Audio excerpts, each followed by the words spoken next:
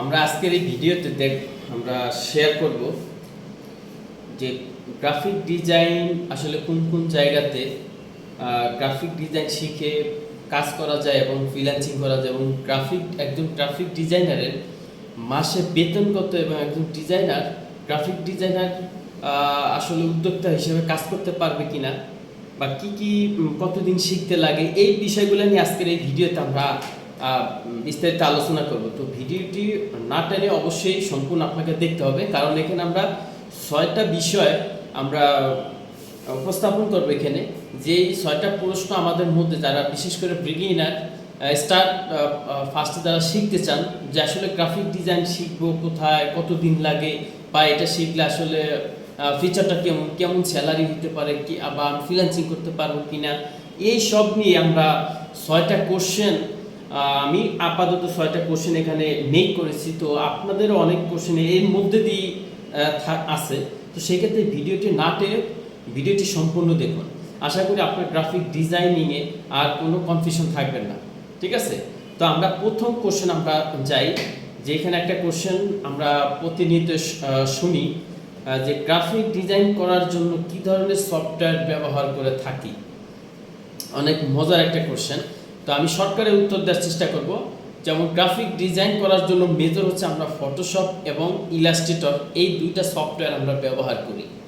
এখন এর পাশাপাশি অন্য শর্টকাট কিছু সফটওয়্যার আছে যেগুলা আপনি এই দুইটা সফটওয়্যার যদি কাজ ঠিকমতো করতে পারেন তাহলে বাকিগুলো আপনি অটোমেটিক এডিট করতে পারবেন। যেমন আপনি অনলাইনে, যদি আমি অনলাইনের কথা যদি বলি, যে ক্যানভা দিয়ে আপনি চাইলে সহজেই এডিট করতে পারবেন। আসলে ওইটা কিন্তু গ্রাফিক ডিজাইনের মধ্যে না, ওইটা একটা টেমপ্লেট এডিট করা আছে, আপনি ওইটার জন্য আপনার গ্রাফিক ডিজাইন শেখার কোনো দরকার নেই। বাট আপনি যদি একজন গ্রাফিক ডিজাইনার হতে চান তাহলে আপনাকে মিনিমাম ফটোশপ এবং ইলাস্ট্রেটর, এই দুটি সফটওয়্যারের টুলস আপনাকে জানতে হবে, ঠিক আছে? এখন এই সফটওয়্যারের টুলস জানলে তো হবে না, এটার সাথে আনুষঙ্গিক আরও অনেক কিছু আছে, ওগুলো আপনাকে শিখতে হবে। কিভাবে একটা ডিজাইন আপনাকে রেডি করতে হবে, লেআউট করতে হবে, কিভাবে ডিজাইনটা দাঁড় করতে হবে, এই খুঁটিনাটি আপনাকে শিখতে হবে। তো এখন এগুলা শেখার জন্য আপনাকে কি ধরনের সময় লাগবে বা কি ধরনের প্রতিষ্ঠান আপনাকে শিখতে হবে, ওইগুলো নিয়ে আমরা আর একটা কোশ্চেন আসছে এখানে। কতদিন গ্রাফিক ডিজাইন শিখতে পারবে, মানে কতদিনে একজন গ্রাফিক ডিজাইনার হতে পারবে, কতদিন সময় লাগবে এটি শিখতে। তো এইটা আসলে বেসিক্যালি আপনার উপরে ডিপেন্ড করে। এখন অনেকে আছে 4 বছর অনার্স করে গ্রাফিক ডিজাইনার হয়, আবার অনেকে 3 মাস বা 6 মাস কোর্স করেও কিন্তু গ্রাফিক ডিজাইনার হিসেবে মার্কেটে অনেকেই কাজ করছে অলরেডি। আপনি চাইলে 3 মাস শিখে আপনি একজন ডিজাইনার হিসেবে আপনি কাজ করতে পারবেন। সেক্ষেত্রে আপনাকে এই 3 মাস কাজ শেখার পর আপনাকে এইটার পিছনে আপনাকে শ্রম দিতে হবে মিনিমাম 1 থেকে 2 বছর। তাহলে আপনি প্রফেশনাল একজন গ্রাফিক ডিজাইনার হওয়ার সম্ভাবনা আপনার আছে।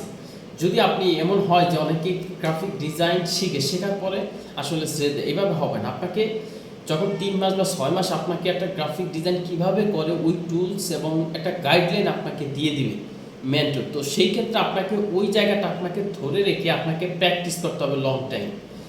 আস্তে আস্তে আপনাকে মার্কেট প্লেসে কাজ করার ট্রাই করতে হবে। তাহলে আপনি 1 থেকে 1.5 বছর পর দেখবেন যে আপনার ভিতর একটা ডিজাইনিংয়ের যেই খুঁটিনাটি যেই টুলসগুলো আছে বা মার্কেট প্লেসে কী ডিজাইন আপনাকে ডিজাইনার হিসেবে আপনি দিতে পারবেন, এই সব নলেজ ধারণা আপনার ভিতরে চলে আসবে। আশা করি আপনি উত্তর পেয়েছেন। তো এরপর হচ্ছে গ্রাফিক ডিজাইন শিখে কোথায় কোথায় কাজ করতে পারবেন।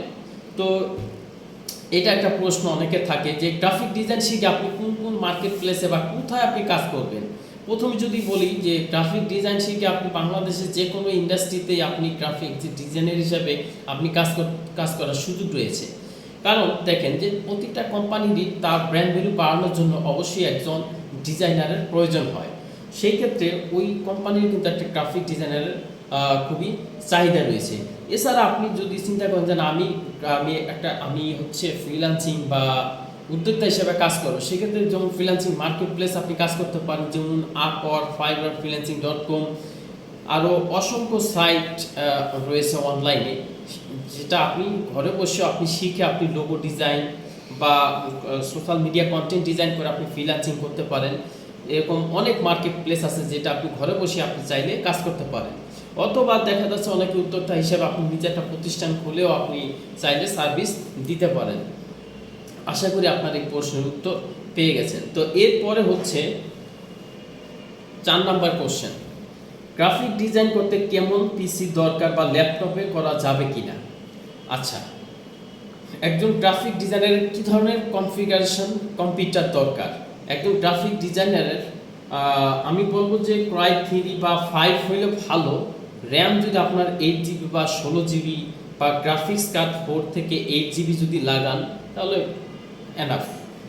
তো একটু মোটামুটি পিসি ল্যাপটপের থেকে যদি আপনি ডেস্কটপ পিসি কিনে নেন সেই ক্ষেত্রে গ্রাফিক ডিজাইনারের জন্য সুবিধা হয়, কারণ ফটোশপ ইলাস্ট্রেটর আপনার অনেক সময় হচ্ছে রোশের ডিজাইন বা লোগো ডিজাইনে দেখা যাচ্ছে যে অনেক ফিচার হয়, সেক্ষেত্রে ওইটা ফাইলটা অনেক বড় হয়।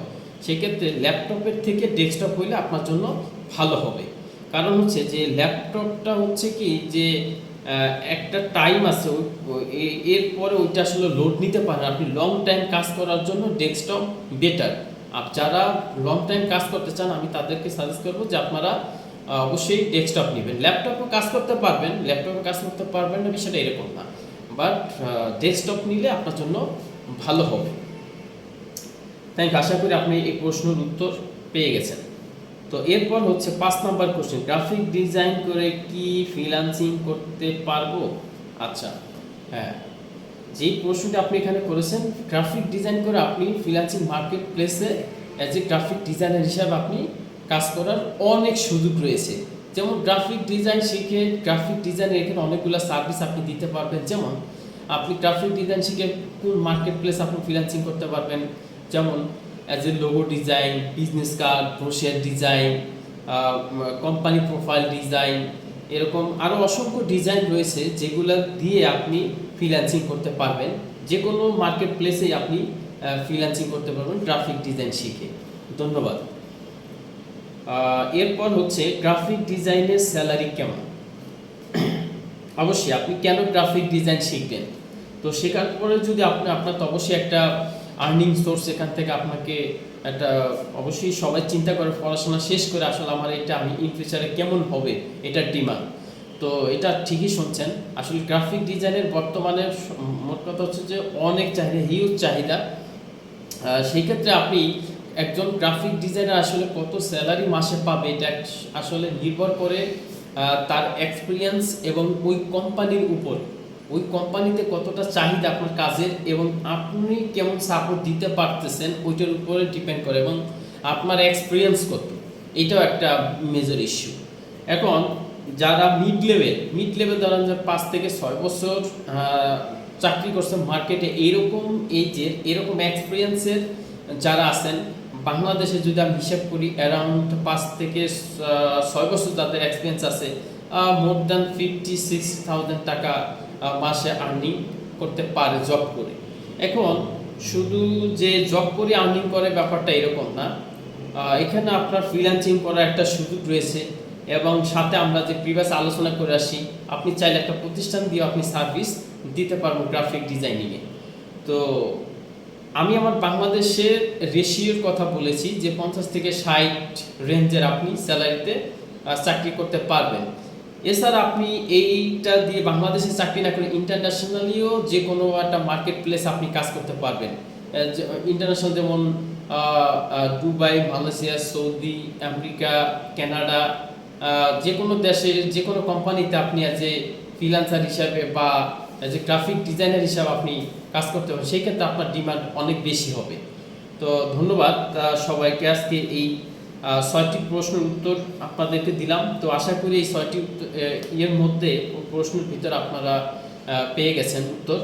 তো আপনাদেরকে এতটুকু বলতে চাই যে গ্রাফিক ডিজাইনারের হিউজ ডিমান্ড, বর্তমানে গ্রাফিক ডিজাইনিংয়ের অনেক চাহিদা রয়েছে মার্কেটে। হ্যাঁ, তো যারা গ্রাফিক ডিজাইন শিখতে চান তারা অবশ্যই তাদের জন্য ওয়েলকাম। তো ধন্যবাদ সবাইকে আজকের এই ভিডিওটি দেখার জন্য। যদি আপনাদের এরপরে কোনো প্রশ্ন থাকে অবশ্যই আমাদের ভিডিওতে দেওয়ার নিচে আপনারা অবশ্যই আমাদের ভিডিও এসে আপনারা কমেন্টস করে জানাবেন কী ধরনের প্রশ্ন আপনাদের থাকে, অবশ্যই আমরা উত্তর দেওয়ার চেষ্টা করব। পরবর্তী ভিডিও দেখার জন্য সবাইকে ধন্যবাদ। সবাই ভালো থাকবেন, আল্লাহ হাফিজ।